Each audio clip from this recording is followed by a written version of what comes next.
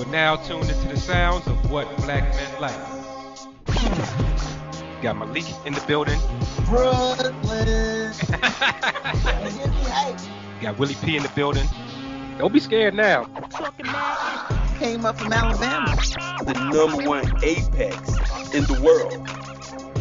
I know there's something absolutely unique about these guys. Legendary. Y'all know what this is. This is Mr. No Cap, world famous. Look, nobody from Baltimore can offend me. You're now tuned into the sounds of what black men like. Welcome back to What Black Men Like, the Black Man's Lifestyle Podcast. This is yours truly, Mr. No Cap. Of course, we got the regular cast of characters in the building. They on CP time today, but they will be here. And we got a couple special guests today. We actually got 3 special guests today. Before we jump into this topic, I'm going to allow our guests to come in and introduce themselves real quick. And I will start with my man, Dante. Dante, if you can come in here, brief introduction, tell people who you are. How you doing, brother? This is Dante. I've been in the relationship field for many years, teaching women how to get and keep a man. I'm also an author, and I also do investments and other things on the side. And I'm going to be a willing participant. Pleasure to have you too, bro. I know you're very opinionated. Miss Key, can you come in here and introduce yourself real quick? Hey everybody, it's your girl Key. I am your favorite tech guru, your favorite media host from the Keynote podcast, and it's great to be here. Love your energy already, Key. Miss Divine, can you come in here and introduce yourself? Yes. Peace, everybody. I'm Divine. I'm a yogi, and I'm also a wellness coach. So I'm in the middle of creating a program to also help women with being single mothers and gaining their success. So this is a great topic for today. Oh, wow. That is perfect. So, yeah, the topic today is ego, specifically the female ego or the woman's ego. So we had a discussion not that long ago with one of our co-hosts who was under the impression that ego was only a male thing. His name rhymes with Silly D. So that'll give you an idea who this person was. So we had a discussion. It was like, ego is really a male thing. But then it was like, no, ego is actually a human thing, something that men and women have. Before we start, I'm going to read a definition of ego and a woman's ego.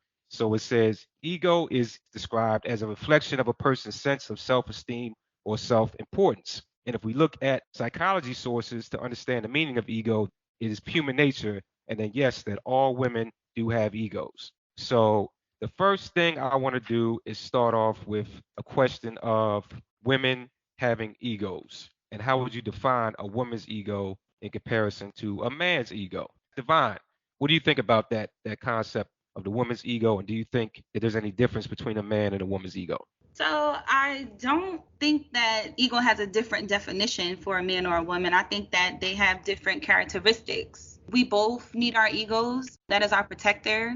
That is the person within us that is usually the one to stand up, to speak for us, that is very outspoken. Sometimes it becomes a problem when we don't know how to control the ego. We allow the ego to take over, where it becomes a problem, especially in terms of relationships or trying to build relationships with people. So sometimes the ego can come off a little bit aggressive, but I feel that we both need our ego. A man's ego is totally different from a woman's ego, but they both show to be very proud, very confident, right? But underneath it, sometimes when the ego is overdriven, it also shows a lot of insecurity. Okay. Key, what do you think about that? So I definitely feel like a lot of the time our ego is kind of self-driven on what we have going on. So a lot of the times it's about if we have all of it together when it comes to look, what we're doing in our life and how well we're doing our goals. A lot of times I feel like for men, it's just straight up how much money they have in their pocket. So sometimes I do feel there is a difference between what women look at when it comes to their self-esteem and their self-importance. But I feel like, again, everybody has an ego. It's just kind of carried differently between the sexes.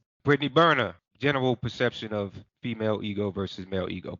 As always, I'm always one of the ones who thinks a lot of the things that we go through as human beings is pretty universal. Granted, we flow through it differently. But when it comes to the male and female ego, I think that men can tend to be driven towards, things like money, business, mindset, things like that are more esteemed for them, and whereas females tend to lean towards physical traits and maybe even things like cooking, but those traditional boxes that I feel like we get put into with society. So yeah.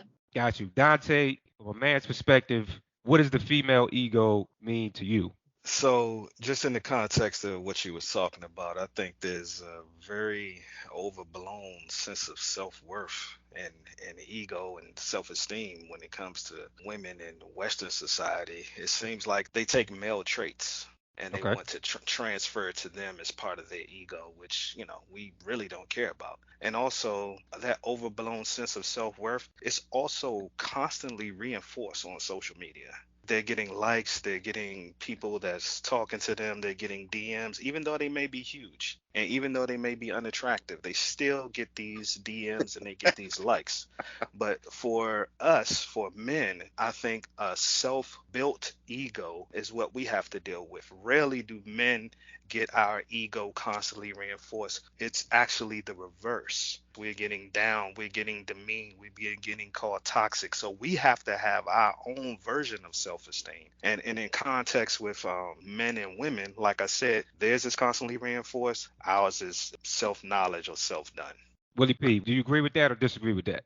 I do think that the male ego is self-determined. I think that the male ego is self-determined because it's based on accomplishments in life. I think it's self-determined because we understand that we've gone through things. We've come to situations and we survived them. I agree with what he's saying in terms of a female ego, because I don't think that it's self-driven. I think it's socially driven more than it is something that's internal. Honestly, I think that people that really believe in themselves, male and female, they don't have to be ego driven. I understand what he's saying when he says, hey, look, it's inflated, because it very much is. Sometimes people can talk you up to a point of delusion, and it's a really sad thing, when you're out there and you know that you are fat as shit, right? But you're talking about body positivity. That is not positive. If it was positive, then somebody would tell you the truth that you need to get up and lose some fucking weight. That's just an example. As for me, I don't have ego. I have self-identity. I have Lies. Stop lying. That's a lie. Stop it. Anyway, I have self-identity, I have self-esteem, and I have an assignment in life, right? I understand my assignment is given by God, right? And I absolutely love my relationship with God. And I understand that if I'm going to have self-esteem, self-identity, and complete my assignment, then ego, it will be a direct conflict with what I'm supposed to do. So I don't have one. Divine and Key, this your reaction to what you just heard, and if you have any agreements or disagreements.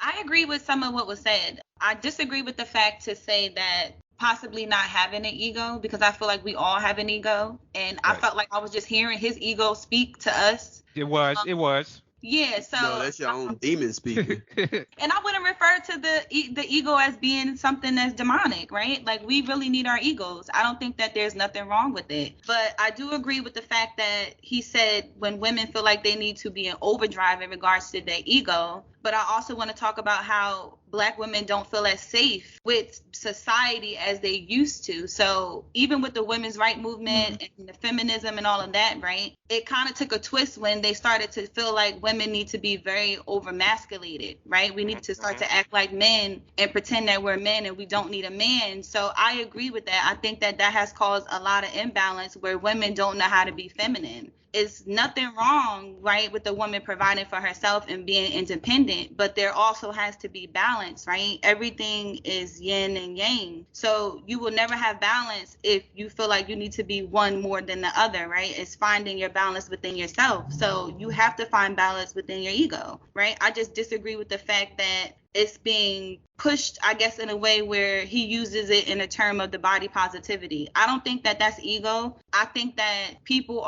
they go along with whatever's trending. Let me say that. So it really doesn't allow people to speak up against things like they used to, because the truth is something that is now frowned upon. So people don't want to hear honest opinions anymore. They want to go with what they think would be easier for them to digest. Okay. Here's my question, right? Because Basically, what you just said was the same thing, and I was saying you just said it in a different way, right? If it's socially driven, then it's not an ego, in my opinion. It's not an ego because you're just saying what other people are saying. That is a delusion, and that's also a fear. It's a type of weakness where you're afraid to go against what is popular opinion, like you described it. If you had an ego, then you would be strong enough to tell the truth. Key, what do you think about that?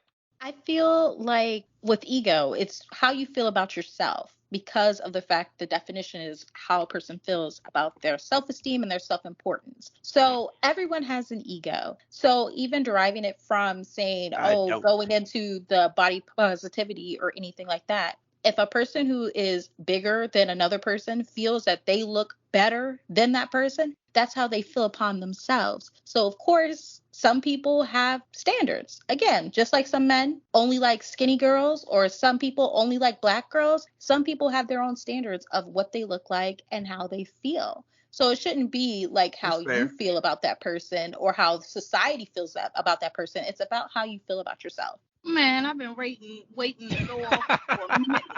That fire is burning, baby. First off, we need to have another conversation because your man is still confused. Body positivity means any shape, any size. You can be beautiful. That's the agenda. Body positivity in the social media way that it's being projected, definitely a different story. But body positivity itself as a movement is about looking good and feeling good, whether you're skinny, shaped like a triangle, a humpback whale, a goddamn, I don't know, it don't matter, an arrow. These analogies are hilarious. Yeah, I know. But if you're 5'3" and you weigh close to 300 pounds, that's not body positivity. That's unhealthy. If you're 6 feet and you're a woman and you're 300 pounds, that's not healthy. You got exactly 300-pound, you got 200-pound women that have been on dance shows that can dance for hours as backup dancers for Lizzo because they have the health and the stamina to do that. Health is a key. Right. That's the thing that I'm getting at here. If you're healthy enough, then that's fine. No. I'm gonna shut you down right now because every time shut them down, Brittney. It's not always about fat people. It's about bitches with one leg that got leg extensions to be tall. Burna, you made your point. Agree with you. She made a valid point because it's not just about being fat. If you have no positivity about yourself, you can't be healthy. A lot of dudes would rather have a one-leg Rihanna than a fat chick. So it's definitely more about being fat. What I want to ask real quick is because I'm not familiar with all these feminist terms when y'all talk about body positivity. One of the guests want to get in on it and define it? So body positivity is about feeling good about your body and the way it looks currently, no matter if you get bigger, if you get smaller, if you get pregnant or you don't have a child. It's how you feel about yourself. So not how you feel about me, but how I feel about me. That's a self-inflated sense of ego. Basically, what she's trying to say is everything positive as long as you feel good about yourself. You could be a humpback leprechaun looking like nothing, but as long as you feel positive about yourself. But that's not going to get you no dude, but it's going to increase your ego. Have you ever watched the 400-pound wife? Those women always keep a man. So there is a black man somewhere waiting for that 500-pound white woman every time. Britt, I want you to get your point off, though. It's not a body positivity discussion. No, it's definitely not. It's definitely not. So I just wanted to circle back on that because exactly the point that was just made about the fact that body positivity is about yourself. That's my self-esteem. That's my perspective. It's not about you. I don't give a fuck or what dick you think I'm about to get. It's about the fact that I feel good being fat, right? That's my self-esteem. My ego big enough, so big that it can cover my fat ass, right? Now, let's talk about we appreciate your fat ass, Brittney. Period. Now, being men, women being men, and I'm gonna tell the audience because we've had conversations about how the black households have been separated. Let's even go further and talk about world wars. The women and men have been separated from their families, so this wasn't necessarily done out of I don't want a man. This shit developed over time. Women wanted to be in the household, being homemakers, until we got to this point where we had no choice, and now we had skills that we needed to obtain, and because our men are gone, we have to take care of our household. This not no damn choice. What type of bullshit is that? The only women I know that want to be men is the one who real life want a dick. Oh, tell them how you really Other feel. than that, damn right. Let me do this, Britt, because building off of that, there's some ego-driven concepts that could potentially be considered ego-driven that are kind of like modern-day concepts that some women have taken on. One of those things is the idea of not taking somebody's last name. So, the tradition is when you get married, as a woman, you take the man's last name. But there's been a movement in modern day times to not take the man's last name. Do we feel like that's based off of ego, or is that based off of something else? And I'm going to start with Divine. What do you feel about that? I'm not going to say that it is ego driven, right? I'm going to say it has a lot to do with tradition. I think that we are accustomed to doing that because that's just something that has been passed down. For me, I would take my husband's last name, but I also know we live in a different time where people are more open-minded to different ideas. So I have a friend that doesn't want to let go of her last name because her dad passed and that was his last name. So she wants to add a last name, not take away. So that type of reasoning would be like, okay, that's just that's her choice, right? But I wouldn't say that it's an ego thing. I think that it depends. And I feel like famous people do it all the time. It's some celebrity that did not want to change her name and she kept the last name. Some people choose to keep certain last names because they hold certain weight, right? And some people decide that maybe I just don't want to do that, right? I work hard for this, so I'm not taking on his last name. I want to keep my own last name. So in that sense, I could say if they agree to that and that works for them, then that's fine. I wouldn't say it's ego driven. I would say it depends on the person, but I would take my husband's last name for sure. I would. Key, what about you? How do you feel about that? Well, again, it's definitely case by case. I believe it is Zoe Saldana, whose husband actually took her last name because Really? of how much it meant. Yeah, because of how much it meant to her to have to Fucking keep her simp ass legacy going motherfucker. and how to keep her legacy going with her children. So he took her last name. A lot of the times I feel like, especially people don't look at all branches. It's not just about taking the last name because it's tradition. It's also about being able to access yourself. So when my last name changed, I could no longer access documents or financial things after. It took a lot of hunting, a lot of things, because a lot of things changed when I changed my last name. Now, when I changed my last name back to my maiden name, it was still, again, a process because a lot of times when I'm dealing with important documents, financial documents, or anything that has to do with me, I have to now ask, which last name was it under? So a lot of times people don't want to deal with the financial hassle, the legal hassle. So a lot of times they're like, you know what? Let me keep my maiden name if they have a lot attached to it. If you are just a simple girl that used to work at McDonald's or used to go to college and then you just met your husband and you have nothing financially or legally attached to your last name, of course you're going to want to keep in tradition. But a lot of women are now becoming entrepreneurs. At this point in time, we are one of the fastest to become entrepreneurs and really gain traction and gain our own money. So when it comes to that legal standpoint, a lot of times we don't want to deal with the hassle. So we're going to keep that last name. Brittney Burner. Look, it definitely goes down to the fact that the world is changing. It is not the same anymore. You do have a lot of business women now that need to be independent. And when you think about it, why is a man's last name so important to him? Is it not for the same reasons? So, you have those aspects of tradition that are in there, but it's also not solely driven around this movement of super femininity, if that's what, the direction that we're going with it. So you don't think it's ego driven at all? When you talk about women being more entrepreneurs and financial independence or whatever you want to call it, you don't think there's any ego attached to that? No. I won't say at all. But I also think there are now different reasons why people do things that are added to that bucket list of not changing and changing your name. So yeah, it's not a black and white thing. I would agree with that. But Dante, No, I disagree with that white you thing. think it's black and white? Okay, Dante, do you think it's a black and white thing or no? I really can't put my finger on exactly what it is, but what I have a problem with is women not drawing a hard line in the sand of what they want. Everything seems like it's Right. up in the air. But I Right. just want to clarify a couple of things for myself. I don't plan on getting married in my lifetime, but if I was getting married, she absolutely would take my last name. But I really don't care because both of them are slave names anyway. Ooh. Why would you even give it that? You don't even have the qualities that it takes to be a wife. Why are you first worried about the name? First, Thank- be a good wife and Shit. do the things that are necessary to maintain the relationship. All these outside things don't really matter. Oh They wow. really don't. If you have your name and I have mine, but you still don't know how to cook, you can't fuck, you're overweight, you got an attitude, how's that going to work in marriage? All right, hold on. Yeah. Stop. Pause for a second, because this guy, we got to ramp you up, because I see you already on 10. This is what I think. I want to put this disclaimer out there. I think really what's fucking a lot of society up is that people aren't strong enough to tell the truth. And sometimes people are asking questions and they really want the truth. They need the truth when it comes to situations that where they're confused, especially when they're asking for a response. And if we aren't strong enough to tell them the truth, then guess what? They're going to continue to be misled. And that's where we come from with the feminist movement. I absolutely support women in their rights. I support women's rights. I support classy women. I'm an advocate of classy women, but I do not support the feminist movement because I think it's a lie. It's a joke. It wasn't started by women for the benefit of women. It was started by men for the benefit of corporations.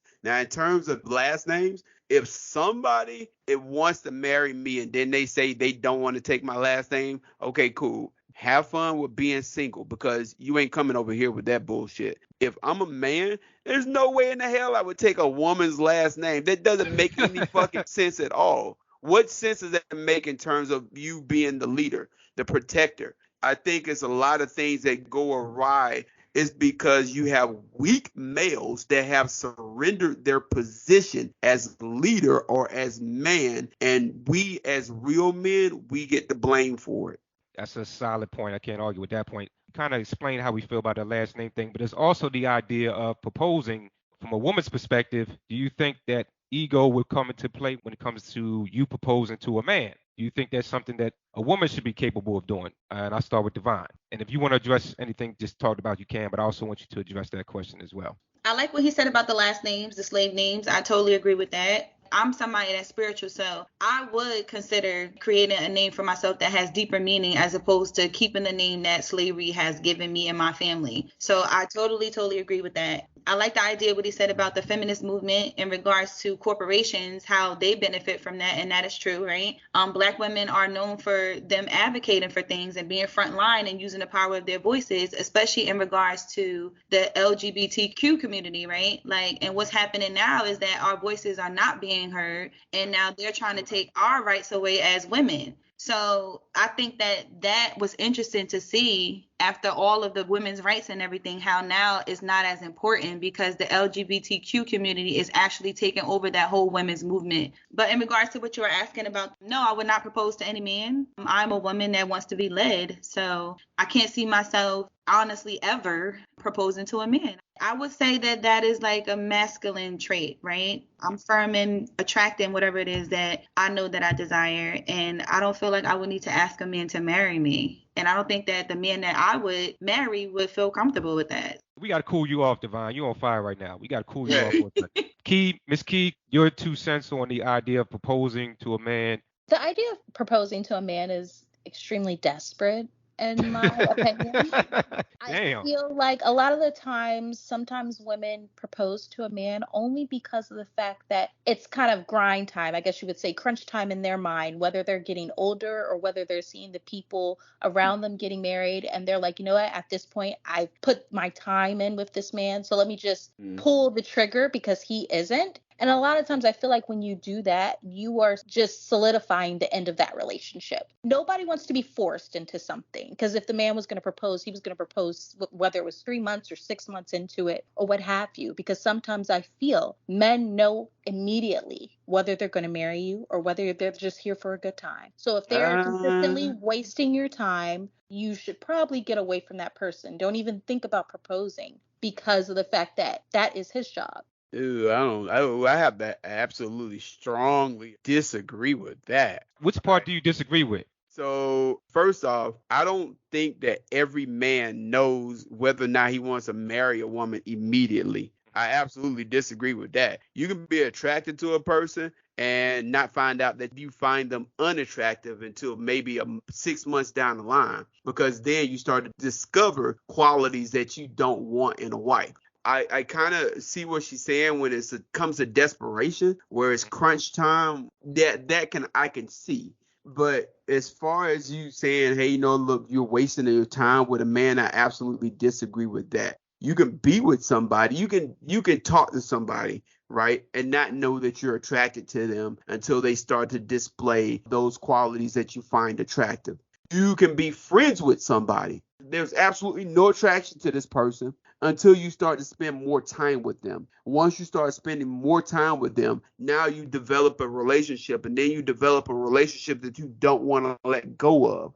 I think it's a bad idea, and we talked about this before. I think Brittney, Burna, and I had this discussion. I think it's a very bad idea for women to speak for men and for men to speak for women, especially when you're trying to generalize and pretend like you know all men or man knowing all women. You said it takes time. Yes, that does. And we're all speaking in general because we're not Google. But again, you said it takes time, but it doesn't take 14 years to get down on one knee. And a lot of women wait 7, 8, 9 years. Agree with It that. does not take that absolutely long. disagree. That sounds like desperation if you're waiting. But as a man, Willie P and Dante, we have to understand that, should try to understand, I would think, is that what you guys just said. We don't know what it's like to be women. So we don't know what it's like to have your ego attached to getting a ring. Women have a lot of pressure on them to get this damn ring. So to use the word desperation, they may do acts of desperation because in their circles, their ego is confirmed by getting this damn ring. So they may do things that we may look out on the outside and say, why is she doing that? That's some sucker shit. But we not women. What you got to say about that, Dante? Yeah, I don't think it's desperate for a woman to propose to a man at all. What we have to realize out here is a lot of times women invest nothing in relationships at all. You have to call her.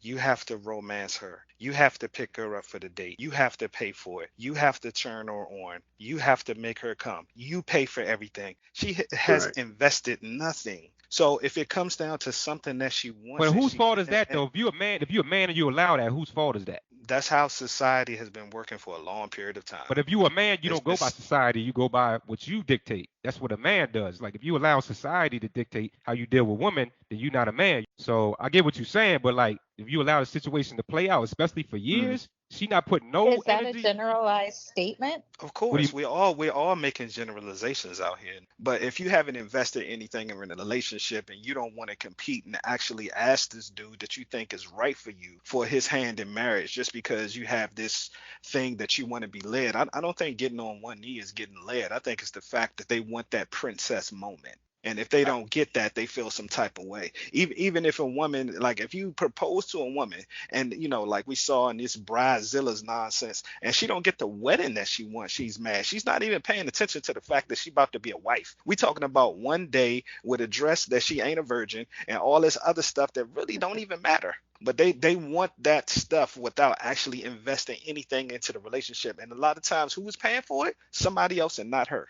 Divine, you had a comment on that? I mean, I'm not even going to say I have a mouthful to say. I'm actually listening to the perspective of what he's saying and what he's been through for him to have that certain type of perspective. So through his experiences, right, maybe he has not found the woman that is feeling safe enough, right, to submit and open up to him because of his ego, right? So I think that the right woman would submit and want to nurture and be that woman, right, and help build that foundation for the right man. So if she's not doing that, I would question, number one, why is that person accepting of the behavior from that woman? And number two, what is making her not want to fully submit and open up to want to be that woman? Because women are soft and mushy and they love to be led and they would love to open up to the right man. Proposing to a man, right? I would say that it would be out of desperation because I don't see how a woman would feel like that's her position, because that would feel like she's actually taking the lead. If I'm asking a man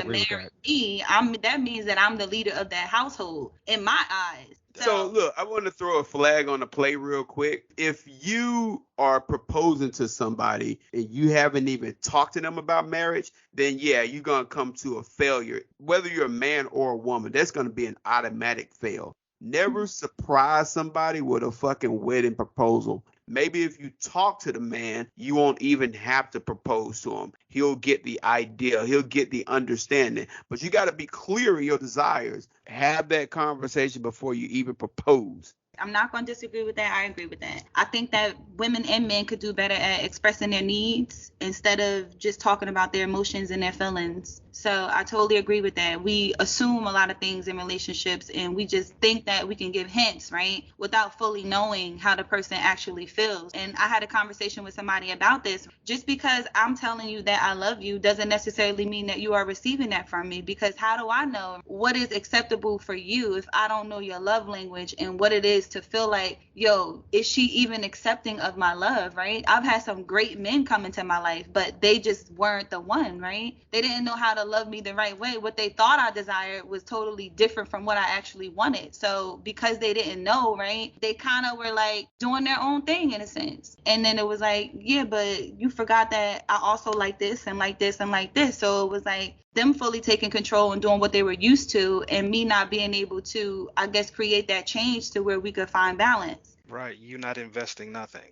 That's what that was. But what I don't understand is when the women up here or the women in general are talking about leading is proposing. The way I look at it, I don't necessarily think getting on one knee and asking somebody for their hand in marriage is a masculine trait. That's more of you're submitting to them like, please be with me for the rest of your life. And they have the decision to say yes or no. Also, when it comes to what she said about submission and you know, the women that I know in my life, I don't know any non-submissive women. You know, people keep talking about these masculine women and these non-submissive women. To me, the way I look at it, if you want me to walk out on the outside of the curb, to me, that's submissive because you think I can take a Mack truck and you can't. If you want me to open the door for you, to me, that's submissive because you can't open it for yourself. If you want me to pay for the meal for you, that means you broke. You ain't got the money. You want me to pay for it. You laying on your back. You want me to enter you. That's submissiveness. All of that to me is submission. And you're not gonna talk to me any type of way. That's some other nonsense. So I just want to make that clear. Hold on 1 second, because you cooking right now. God damn. We're gonna wrap up part 1 of this amazing discussion. So stay tuned as we go more in depth, dig deeper into this female ego and all that entails. I want to thank everybody that's tapped into our new YouTube page. Make sure you like and subscribe. What Black Men Like podcast on YouTube. We got a bunch of views, but we need a bunch more subscribers. So tap in with us, hit that subscribe button, and make sure you stay tuned for part 2 of this amazing podcast. Best podcast in the game. What Black Men Like. Catch y'all next time.